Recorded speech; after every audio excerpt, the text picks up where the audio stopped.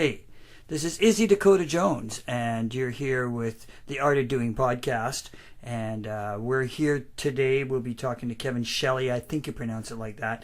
It's spelled Schallie. He is the CEO of Live Act Canada. Acts Canada. He is the manager of the Live Agency in Vancouver here. We'll be talking to him today about the state of the music business, maybe across Canada, in Vancouver, the different kinds of acts he books, the different kinds of different kinds of bands he books, the different rooms, the state of the music industry in Vancouver, and what's going forward in the future for live music, especially here in the city of Vancouver. We'll be talking to Kevin in about a few minutes here on the Art of Doing podcast. Okay, stick around. We'll be getting at you. Kevin, how long you been working in the industry as far as bookings and live stuff? Well, I started playing music around the year 2000, so I was in a band from 2000 to around 2013. But I started booking just at the end of my music kind of career, and I've been booking around 7 years now, actually. Wow. Well, so do you just book in Vancouver? Where else have you booked, like as far as the music scene goes? Yeah, I mean, at different times in the company's life, we've booked stuff in the Lower Mainland. We've booked stuff in Calgary, on the island, a couple different places. But generally, what we decided after a few years is that we might as well be the best we can be just in the Vancouver market. Yeah. So venues, I know, like the industry's up and down a lot, right? Venues, what kind of style music venues do you think that are right now doing really well? Like, because there's different genres, right? And I noticed some bars play a mix of everything and some don't, but where do you think the strong suits are right now? Well, definitely in indie music, I've noticed that there's a big shift. So I'd actually say we have more venues than ever for indie music. But the problem there is, than harder rock, there's actually less venues than we've ever had. Right. So it's fine for indie music, solo artists, stuff like that. Stuff that's basically a little lighter, which we do a lot of booking in. It's great. But when it comes down to, hard rock or metal, it's sad. There's not as many venues, that's for sure. So that's sort of changed, yeah. I noticed that too. I noticed like the dynamics in the city is kind of shifted a bit, right? Like you're saying, it's more indie based right now. Do you can you get what I was getting down to? Do you have any cool stories of? You don't have to name the bands, but any cool stories or interesting, funny stories when you're booking the bands, like like situations where they, the night goes wrong or the night goes great. Do you have any of those kind of stories? Well, just funny ones where someone will book a show, say they're touring. The local bands is pretty straightforward, but touring bands will sometimes book the wrong date, and then they come the wrong date or stuff like that, and then we're in a rush to quickly find them another venue. So that does happen, but I mean, nothing too crazy. But that's pretty funny when that happens, because then they're like, oh no, it's this date. And then you look at the emails and stuff, and no, it was that date. And they go, oh no, it's always one poor member of the band that gets a beating from the rest. That's I've never heard that. That's the first for me. That's interesting. Oh shit, that's like, oh no, now we got to fix this problem, right?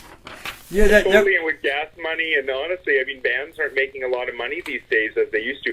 I mean, if you're a professional musician that does covers and stuff, those musicians are actually doing better than ever, I think. They're getting good wages, and wow, it's not easy to find jobs doing that, but it's cover bands, and it's doing cover music and corporate stuff.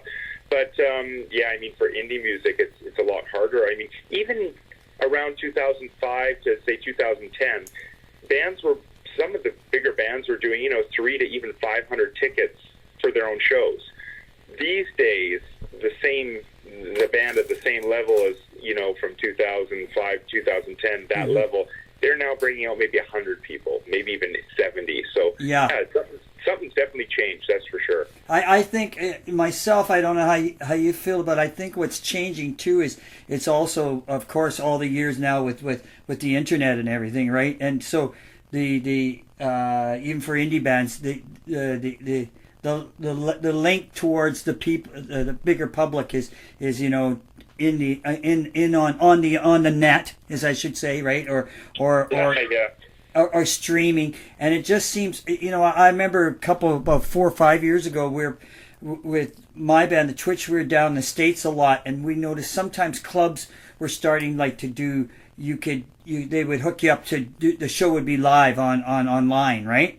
And it was the weirdest thing in the world, Kevin, because like you'd have like, maybe 20, 40, 50 people in the venue, but you'd have like a couple thousand, stream, coming online and checking you out, right? So I don't know how it helped the bar. You know what I mean? Like, I don't know how that worked. I've never understood that. Yeah, I agree. I think that, for an example, bands are doing not too many interviews, but I think there's too much exposure to bands, and then people will figure the band out, and there's nothing exciting about going to the concert and not knowing about the band.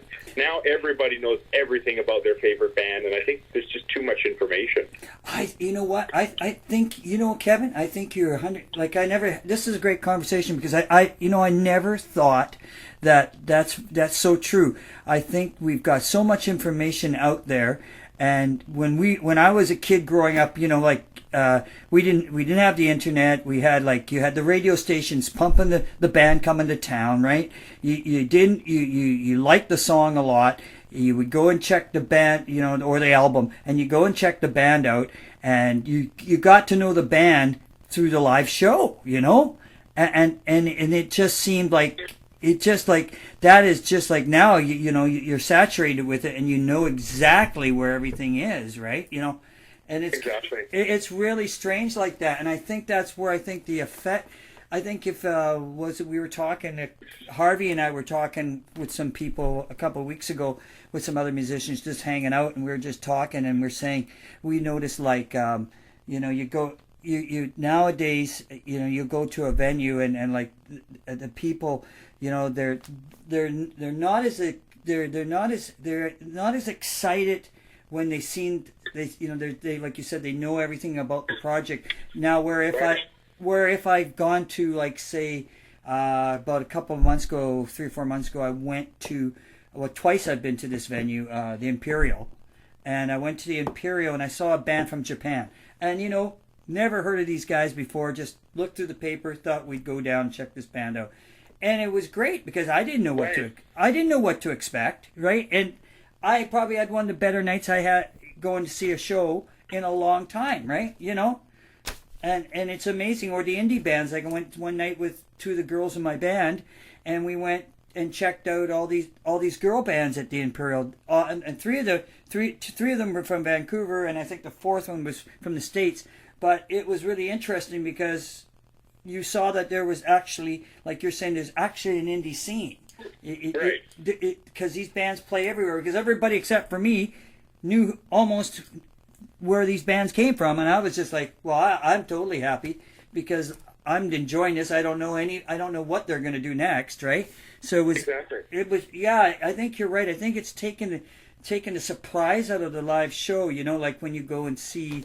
We were talking too when we went and saw, once we saw Cyndi Lauper. This is a long time ago, about 4 years ago. She had a blues album out, and she won a bunch of awards for it. Well, everybody had their cameras and their cell phones up, and she told everybody, put them away. Right, yeah. Put it away. She goes, I'm not going to play another note until you guys put that stuff away, because it's live. Let's enjoy the live moment, right? And I think you nailed it. Yeah, that's unreal. Yeah, I mean, you never knew about exactly what Led Zeppelin was up to. You always heard these rumors of crazy stuff, and you didn't get to know what if they had a weird political view or they were like complaining about something. Now, I even notice it. If you follow somebody on Instagram and you find out, like, you love their music, and then you find out the guy's kind of an asshole or something. Yeah. I can't swear on here, but so I mean that's and then you used to have, even in the '90s, bands like Pearl Jam at their prime, at the biggest, and they sold more albums than anybody really in the early '90s. Yeah, they were selling more than Nirvana, and they refused to do any interviews, none, zero. They didn't do a single one. And I remember the last band in modern time to do that was like the Strokes. When they came out, they didn't do many. No. They didn't really do much in the way of. They had a big, giant album coming out. There was so much buzz, and they weren't really doing interviews. And the ones they did, they barely speak in. And it was so cool, because you're like, wow, what's this band up to?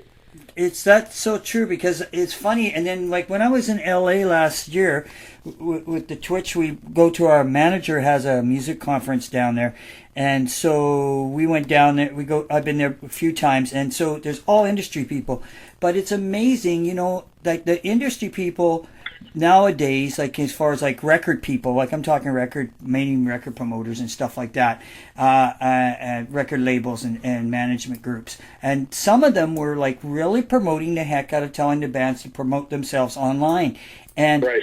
and it was almost like they were trying to do less of the job and still make a piece of the pie. You know what I mean? Like, and you kind of looked and you didn't. The girls in my band were kind of like, they're kind of like almost ready to give half the people the finger in the industry. And I says, no, don't do that. Don't do that. And they were kind of like going, well, this is BS. They expect us to do all the work, and then they're just going to clean up, right? And I go, well, I said, that's why they're in the industry. They're smart.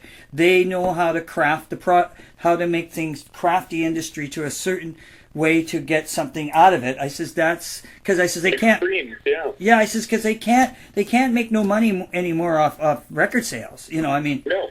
It's done. But they are getting it off streams, and if you have someone really social on social media, that's a good way to get people to stream money. Now, the bands aren't making a lot of money off streams, but the record labels really are. They still are making a lot of money off those streams. Yes. More every year. So, yeah, no, they'll build you up online more. That way you can get to more places, which is great. That's the thing now. A band can have a big online presence, be known across North America, but the problem is, say they have 10,000 fans across North America. Well, they might only have 15 fans in every city. Well, that you can't go tour with that. Whereas you kind of, I tell bands this all the time.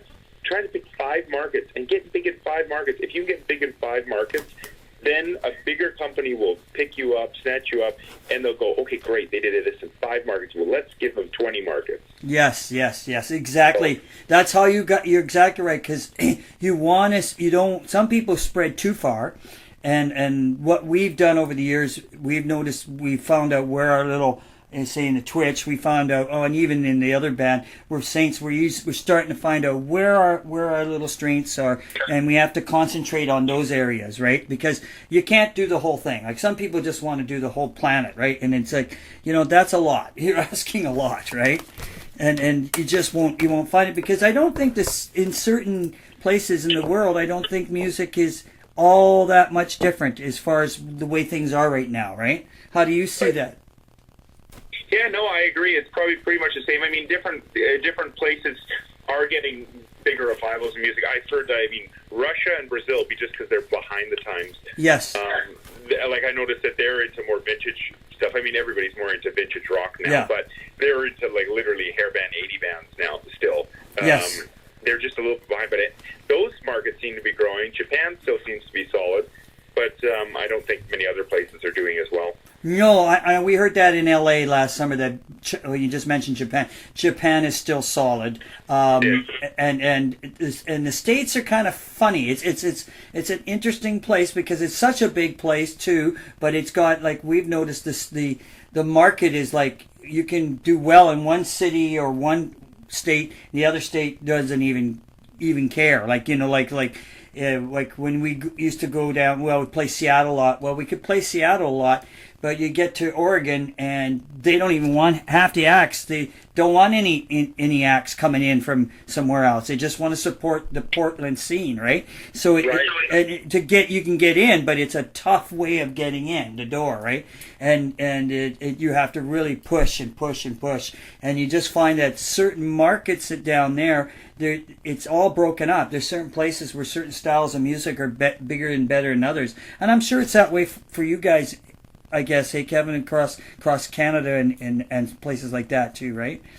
Yeah, I mean, for live, obviously we do live shows. So we notice the biggest thing is, that kind of classic rock thing is bringing people out to the bars at least, and concert venues the most. Right. They're not selling the most albums, so it's weird. So on a global scale, they're not doing very well, but on a local show scale and across Canada, they're doing very well. You have the Sheepdog, everybody from the Sheepdogs to all these kind of rock and roll. I mean, that's why the Foo Fighters are still so giant, in my opinion, is because no one's taken over, and they're that kind of rock to hard rock. They're not hard, but they're real rock and roll, and they're still giant because, it's kind of the last of the rock and roll bands that are at least really established. Yeah, and it's funny too, I guess, like, because you book a lot, like I said, a lot of live shows here in Vancouver and stuff too. We've also noticed, like when you're saying the classic rock stuff, the thing that goes over on Ambleside now, right? Right. And that seems to be getting bigger every year, all of a sudden, right? And exactly, it's kind of interesting, and I think stuff like that is like, even though it's classic Canadian rock, I think that is enough to create enough interest for even the smaller venues, like for it to trickle down. I mean, over time. You know what I mean? Like, yep, totally. I think it's just a matter of time for it, because I had a friend of mine who used to work he used to work in for Feldman for a while, but he also worked for Bumstead Productions, and he ended up road managing the Rolling Stones, and he went way up the ladder. And Mike Fallone's my friend, right? And Mike they did predictions, like Mike and them told me they did predictions like 8 years ago that how the industry was going to change, right? They could see that it was going to go back to smaller venues, where more intimate venues, right? You would have the intimate venues, and then you'd have like the big shows, and nothing in the middle, right? There's just nothing in the middle anymore, right? And hardly at all. So, and I think that's like I think the smaller venues are probably a lot more intimate, like we're saying, right? It's just more going on, right? Yeah, I think the one thing that I try to tell bands all the time too is, and I think it's one of the reasons why at least local scenes are dying around North America, is they need to really work on recording good, proper music, because their friends and fans are going to compare them to big bands. So if they do just an okay recording, that's why people are not going to live shows. But if they had a really good recording and their friends could really get into it, then they'll come to the concerts more. And I think the problem is people play maybe a little too long without any album at all, right? And then their friends will get so used to it and like, okay, I like this, but they don't even know what the songs really sound like because they're not recorded. They can't go home and spend some time with the music, right? But I don't know. I think it's so easy to record now that everybody's recording, as opposed to say in the 90s, even into the 2000s. The only bands that really recorded were bands that had something going on. They went to proper recording studios and they had a really good product, so people could, latch onto that and go, oh, I love this song. Yeah. But now you're comparing it to like the best music on the radio, which have the best producers, the best studios. Well, of course your band's going to not sound as good. And you're right, because even when we were in LA last summer, the first thing the people came up to me, and like industry people walked up to us and said, "Oh, you guys are from Vancouver, right? Yeah. Oh, you're Jay's band, right?" And we go, "Yeah, we work with Jay." And then the first thing they say is, "So who produced you?" Right? Yeah. And then like there's bands that just don't get that part. Like, no, I want to produce this myself. I want to have that control. And I look at them and I say, you got at some point, you got to be able to trust somebody to take your vision and maybe twist it a little bit and give it a little more, give it something, a little kick in the pants, or take another opinion, another personal opinion. Even you guys, can sit down with an act and go, yeah, that's really cool. I like this and this. But, you guys, when you're playing, you should be thinking live. You should be presenting the song more like this, like people need that stuff, because otherwise I feel like you just get caught up in your own stuff, I totally agree, yeah. It's like, I've seen that so many times in bands, and even friends of mine have been playing for 100 years. Oh no, I don't let nobody produce my music. I go, well, okay. Then where do you record? Well, I record at Bryan Adams' studio, right? I says, okay, so you're telling me that you don't got a producer. Well, I know the engineer is pretty much producing the song. I says, because he's not going to let anything go out of there that's going to sound really bad, right? Because his head's going to be on the plate, right? So, it's funny like that, right? So people, it's interesting how, like you're saying, people got to really get some really good product out there and be able to push it. Yeah, they'll hear it. That's the problem. Everybody thinks of their biggest favorite band and how they got famous. And the truth is, and a lot of them, you know, we produced our own album and it ended up selling millions of albums. They go, oh, well, I want to do that too. But it's like, those people are very special. It's like the Beatles are very special. The chances of, you know, 4 guys living in the same area that can, 3 of them that can write unbelievably. Yeah. It's unique, and not everybody, you know, you can make it in the industry if you're not absolutely a phenom like Lennon or McCartney, but then you need help, and that's where, I mean, they should really be getting some help, because not everybody is a genius songwriter.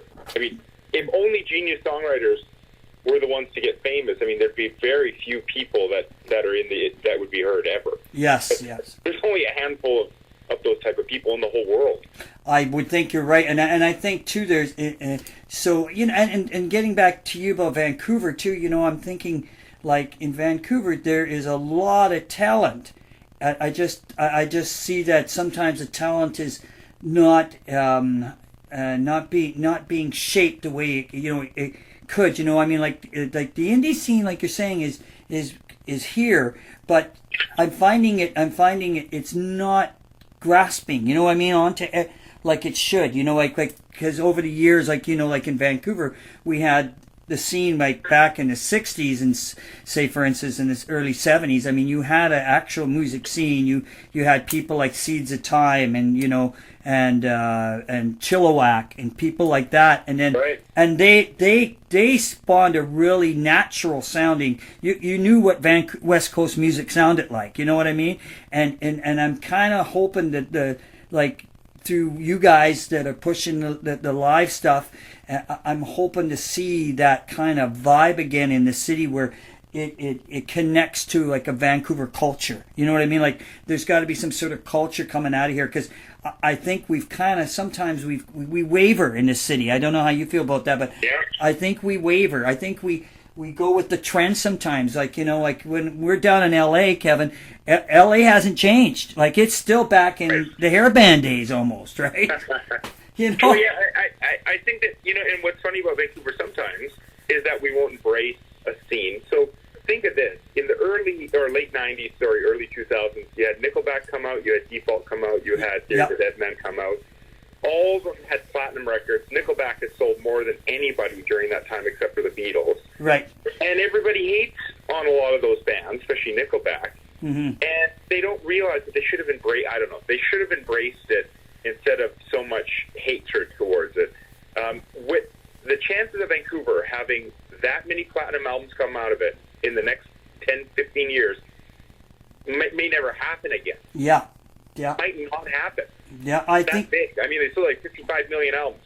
Show me a band across Canada that sold 55 million albums in the last 20 years. Yeah, you have to go to solo artists. You have to go to Celine Dion, Avril Lavigne. You have to go all these solo people, but bands that sold that many. Yes. I mean, So I mean, I don't know. Yeah, Vancouver's funny. I mean, you know what? It is getting healthier all the time. I also think Vancouver has a lot of challenges because everybody has to work so hard to pay for rent and pay for life. Oh, yes. Whereas I see these bands in the prairie, I bring in a lot of bands that are from the prairie. They're great bands.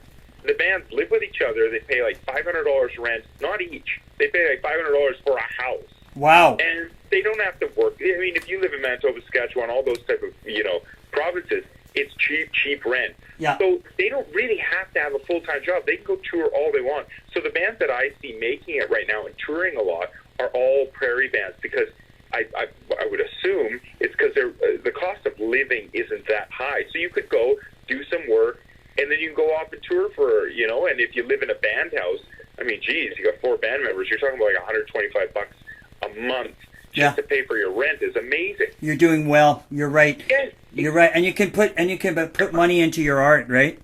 Yeah, that is so true. I mean, and you know, I mean, and then you go like all some of the musicians I know that live here. There's I don't know how many talk about the prairies. There's a lot of people from Winnipeg here, and Winnipeg used to be, you know, huge. It's a funny city. I don't know how in the hell in the dead of winter you get so many big artists, right? But you got like tons of artists, and half of them live, like a quarter of them live here, right? You know, live in Vancouver now. And there's such really good artists. I mean, like, the musicianship is impeccable, right? Yeah. You know, and then I guess it's the the standard of living's cheaper, right, to live in. You're in your winter time is twice as long, so you're probably sitting in your house writing songs a lot more, right? And I see that with the Kelowna bands. There's so many good Kelowna and Kamloops bands all of a sudden. I think it's just a little bit different there, you know? Yeah, I think you're right, and it's just that it's a different environment, and I think everybody thinks they come here to the big city, they're gonna make it, but the thing is, I just think Vancouver, the culture has just got to shift a little more musically, right? Because it's you know, the thing is, it is cool that music. The positive is, to me, I don't know how you feel as a promoter in that and booking bands and managing bands. I don't know how the palette is very spread apart now, right? Absolutely. It's hugely spread apart. I kind of like it myself, I like it because it just gives me, as a songwriter, it just gives me a lot of ideas, right? Like I might play in a heavy rock band and I might play in a little blues band, but I get really inspired going and watching some guy play, some avant-garde kind of guitar stuff, right? And I might go, this is really cool. I can learn from this, right? And yeah, no, I totally agree. I mean, yeah, no one likes one type of music anymore. I know. It's interesting how the palette is so changed, right? I mean, it's so wide open. How is that for when you guys are booking? Do you tend to have a lot of acts the same sort of style, or do you break it up depending on the venue or the show? How does that work for you? Yes, I totally break it up. So a lot of companies do the same bands on the same night. I'm not going to put like an indie band with a metal band, but I try to change the type of bands. And sometimes the bands are like, oh, we would have rather played with someone closer that sounded like us. Well, what we found, literally we do around 400 shows a year. Wow. What we find that is if you get 4 bands that are all the same bands, what happens is for some reason their fans will check the band they're there for, and then they'll go outside when the other bands are on and smoke and drink or talk in the back and do whatever. But when I get bands that are slightly different, I find that it seems to keep the audience engaged. Yeah. So if it's because you're not like, oh, well, it's not competition for your friend's band or the band that you love, but something's different. So, yeah, I try to keep it changed up, whereas especially in the punk scene and the metal scene, it's like, okay, we have 4 metal bands. They're all very similar. I know. I mean, sometimes that works, but sometimes it's a little boring. It is. I'm glad to say that because as a kid, when I grew up in the 60s, the shows weren't all the same bands. I mean, I could go to a show at the Coliseum, and I could see, for instance, I can go see Johnny Winters open up for John Mayall, and it was like totally different, right? I mean, one guy's kick-ass rock and roll, and the other guy's just strictly blues, and the whole show was great. I mean, like it was just like, what a variety. It's almost like the days when we were kids, like, when I was a kid watching the Ed Sullivan Show, like I was 5 and 6 years old. My parents would stick me in front of a TV set and I could watch, the Beach Boys, and then I'd watch a dancing bear, for heaven's sakes, and then a comedian, and then another rock band, the Beach Boys or whoever else, or the Beatles. And it'd be just like, you go like, I kind of grew up that way, and I kind of like the variety, I mean? Like, I think it's more entertaining. And you're right, because you're at a show. Like, this concept of everybody's got to sound the same, be the same, I just don't buy it, right? It's too boring after a while, right? No, I totally agree. Yeah, I mean, that's why there used to be variety shows, and we don't see those anymore. Yeah, and those were actually really cool, and I actually see that going. Sometimes a theme, like you said, is good. Like when I went to see all these girl bands, they all were similar in nature, the way they came across with the songs. But they had each one had a different take on it. There was something uniquely different, and I just thought, okay, I get it. It's a theme night, but it's got its twists and turns. I can get into this, but I just like you said, if it's too hardcore, it's just one basic thump. I'm just like, I'm out of there after about 2 bands, right? Yep, totally. Yeah. So what do you see coming up, Kevin, in the future for you guys as far as booking? Because that's amazing, 400 shows a year. That's a lot of work. Oh yeah. We're busy, that's for sure. You know what? It looks like I can't say where, but I think there'll actually be a couple new venues in the next year. Yeah, so that's positive. Again, they'll probably be the indie to the rock scene at the most, but it'll be more indie. So I mean that seems good. I mean, we're just trying to make sure that that the bands are getting more and more money. That's really the key to a happy scene is trying to get the bands a little bit more and more money, getting more opportunities. So we're doing a lot more festivals now. I run the Uptown Festival. I do all the booking for it. So we tend to, the bands that we work with, we try to get them festival spots if we can. And yeah, just more opportunity to try to get them to that next level. Because people always go, oh, you should start booking bigger and bigger and bigger venues. I said, no, we'd rather, hone a band, get them to figure out the industry with us, and then if they go off to Commodore and bigger size venues, that's great. That's great. We get to say, oh yeah, we worked with those bands at the beginning. That's great. Yeah. That's that. You're creating the ride, right? That's important. Yeah, exactly. Yeah. So that's very cool. Very cool. And this summer you must be having some things coming up that are interesting. Yeah. Well, we have at the Railway Club we have the Jazz Festival coming up in late June. Ooh, that'll be good. International Vancouver Jazz Festival. And then July 20th, we have the Uptown Live in New Westminster. That's a festival we put on. Yeah. There's also going to be one in the West End that we work on. Okay. But it's being announced in a little bit. Yeah, I mean, we also are the bookers for the North Vancouver Shipyards. Oh, yeah. That's so very we have cool. a lot of new bands going there this year, so it's exciting. Good stuff.